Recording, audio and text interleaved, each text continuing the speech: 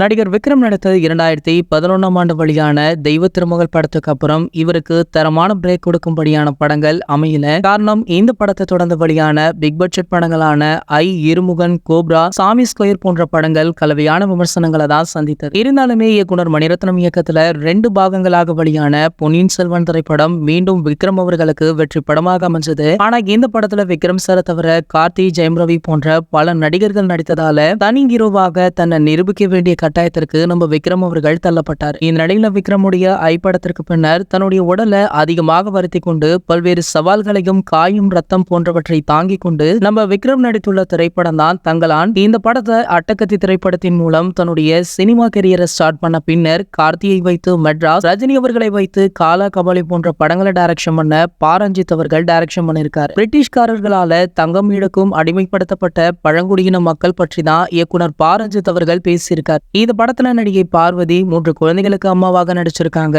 திரைப்படங்கள்ல கவர்ச்சி காட்டுவதை தவிர்த்து பார்வதி இந்த படத்திற்காக பல காட்சிகள்ல ஜாக்கெட் போடாமலே நடிச்சிருக்காங்களாம். அதே போல நடிகை மாளவிகா மோகனனுமே சூனியக்காரி அவந்தியாக நடித்து தனித்துவமான ஒரு கதாபாத்திரம் பெற்றிருக்காங்க. மேலும் இந்த படத்திற்கு நம்ம ஜிவி பிரகாஷ் அவர்கள் இசையமைச்சிருக்காரு. இதனடுத்து பாத்தீங்கன்னா சுதந்திர தினத்தை முன்னிட்டு வெளியாகி உள்ள இந்த படம் பாத்தீங்கன்னா ரசிகர்களுடைய மனதை கவர்ந்ததா அப்படின்றத பார்க்கலாம். தங்கலான் படத்துடைய முதல் பாதி புல்லரிக்க வைப்பதாகவும் சியான் விக்ரம் நடிப்பு ஆச்சரியத்தை ஏற்படுத்தியிருக்காம். ஜிவி பிரகாஷ் இந்த படத்துடைய முதுகெலும்பாக செயல்பட்டு இருக்காராம். ஒவ்வொரு காட்சியுமே அருமையாக பாரஞ்சித் அவர்கள் தரமான படத்தை இயக்கியிருக்கார் அப்படின்னு ஒருத்தர் சொல்லியிருக்காரு. தங்கலான் படத்துடைய முதல் பாதி. இதனடுத்து பாத்தீங்கன்னா பிரபல சினிமா டிராக்கர் ஒருவர் நேத்து முதல் கொண்டே தங்கலான் படத்தின் மீதான தன்னுடைய எதிர்பார்ப்பை வெளிப்படுத்திய நிலையில தங்கலான் மங்கலான் அப்படின்னு ஒரே வார்த்தையில விமர்சனம் பண்ணியிருக்காரு. இவர் சொன்னதை வைத்து பார்த்தா தங்கலான் திரைப்படம் எதிர்மறை விமர்சனங்களை பெற்று வருதா அப்படின்ற ஒரு கேள்வியுமே எழுப்பியிருக்கு.